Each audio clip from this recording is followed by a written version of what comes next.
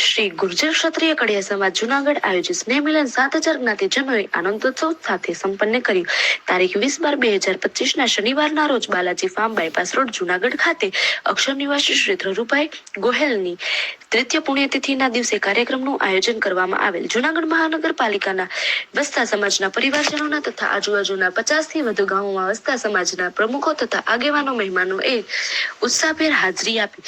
સત્તાધાર મહંત શ્રી વિજયબાપુ તથા વંથલી ગુરુકુળના કોઠારી શ્રી પ્રેમ સ્વરૂપ સ્વામી ઉપસ્થિત તમામ સ્નેહ મિલનમાં પધારેલા લોકોના અનેરા ઉત્સાહની ઉર્જાનો સંચાર થયો અને પૂજ્ય આપા ગીગા અને પૂજ્ય શ્યામજી બાપુના જય ઘોષ સાથે પુષ્પવૃષ્ટિ કરી ઉપસ્થિત તમામ દ્વારા અદકેરું સ્વાગત કરવામાં આવેલ. પૂજ્ય શ્રી વિજય બાપુ તથા પૂજ્ય પ્રેમ સ્વરૂપ સ્વામીનું સ્વાગત મોટા વિશિષ્ટ સુશોભન વાળા હારથી કરવામાં આવેલ. અક્ષર નિવાસી શ્રી ધરુભાઈ ગોહેલની શ્રી શ્યામવાડી સાથે ખાડામાંથી જે શ્યામખંડનું નિર્માણ કરવામાં આવેલ તેની એલઈડી પર શ્યામ યુવક મંડળ દ્વારા માઇક્રો પ્લાનિંગ સાથે તૈયાર કરેલ શ્યામવાડી નિર્માણ અંગેની ડોક્યુમેન્ટરી તૈયાર કરવામાં આવેલ, જે કાબિલેદાદ હતી તથા આ વાડીમાં જેમણે પણ દાનની સરવાણી વરસાવેલા એમના નામ સુવર્ણ અક્ષરે લખાય એવી ધીરુભાઈની મહેચ્છા સર્વે ટ્રસ્ટીગણ દ્વારા મૂર્તિમમ કરવામાં આવેલ. સાથોસાથ આ તકતીનું ડિજિટલ અનાવરણ પણ પૂજ્ય વિજયબાપુ દ્વારા કરવામાં આવેલ. સત્તાધારના મહંત પરમ પૂજ્ય વિજયબાપુ દ્વારા આશીર્વચન આપતા જણાવવામાં આવેલ છે કે આ સમયમાં સંપ એ જ તાકાત છે. પૂજ્ય ધીરુભાઈને યાદ કરતા એમના સમાજના પ્રત્યેના સમર્પણની સરાહના કરી હતી તથા વર્તમાન વધવા આશીર્વચન પાઠવેલ. પૂજ્ય બાપુ દ્વારા સમાજમાં શિક્ષણ, સંસ્કાર અને ટેકનોલોજી સાથે અપડેટને રહેવા અપીલ કરવામાં આવી. આર્ટિફિશિયલ ઇન્ટેલિજન્સ જમાનામાં અને રોબોટિક સાયન્સના યુગોમાં દિવસે ને દિવસે સમાજમાં પ્રગતિ થાય તે બાબતે અપેક્ષિત છે. જાહેર જીવન અને લોકજીવનમાં શિક્ષણ અને સંસ્કાર થકી નામના મળે એ બાબત સમયની તાતી જરૂરિયાત છે. સમજણ, સંપ અને સંસ્કારથી જ ઘડતર શક્ય છે એવી ઉમદા અને મનનીય આશીર્વચન આપવામાં આવે. શ્રી પ્રેમ સ્વરૂપ સ્વામી દ્વારા જ્યાં આસ્થા અને પ્રેરણાનું પ્રતીક જેવા સત્તાધાર ધામમાં પરમ વંદનીય સંત શિરોમણી ભક્ત ભૂષણ પૂજ્ય શ્યામજી બાપુની કુંભના મેળાની યશગાથા સાથે આ સમાજમાં આપણા તમામનો જન્મ થયો છે એ બાબત આપણા સૌ માટે ગૌરવપ્રદ છે.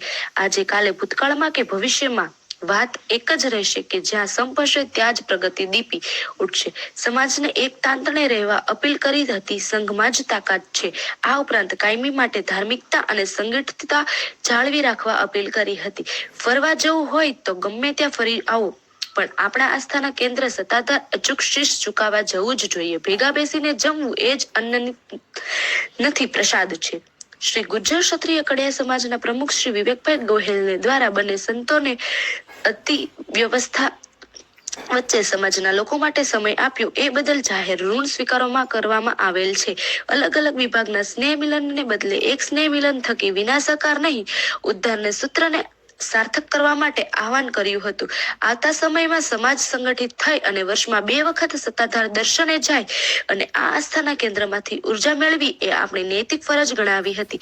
ભવનાથ ખાતેની વાડીને પણ નવું રૂપ આપવામાં આવ્યું છે. એમની તસવીર ઝલક પણ ડિજિટલ ડોક્યુમેન્ટરીમાં રજૂ કરી સૌ સમક્ષ મૂકી હતી. બહોળી 7 થી 8,000 લોકોની સંખ્યામાં સમાજને દરેક પરિવારજનોએ આમંત્રણને માન આપીને હાજરી આપી એ તમામનો અંતકરણ પૂર્વક આભાર વ્યક્ત કર્યો છે. દર વર્ષે તથા વિદ્યાર્થી સત્કાર સમારંભમાં મોટી સંખ્યામાં વિદ્યાર્થી ભાઈઓ બહેનોની હાજરી હોય છે અને એમાં પણ સમાજનું સેવા થકી ઉત્સાહભેર કાર્યક્રમોની ઉજવણી કરવામાં આવે છે.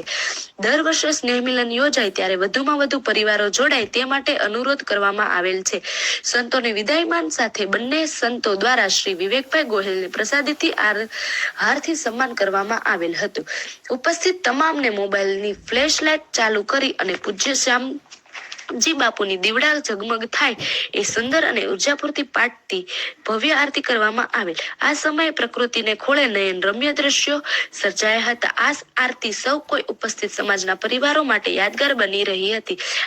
આ શ્યામવાડી દાતાર રોડ દાતાઓની ડિજિટલ માધ્યમિક થકી અનાવરણ સાંસ્કૃતિક કાર્યક્રમ સંતોના આશીર્વચન સંત શિરોમણી ભક્ત ભૂષણ પૂજ્ય શ્યામજી બાપુની ફ્લેટ લાઇટ મહાઆરતી અને રક્તદાન કેમ્પ આમ 5 વિષયોને વિશેષતાઓને સાથેના આ સ્નેહ મિલનનો કાર્યક્રમ બહોળી સંખ્યામાં ઉપસ્થિત પરિવારજનોને હર્ષોલ્લાસ સાથે ઉત્સાહભેર સંપન્ન થયો.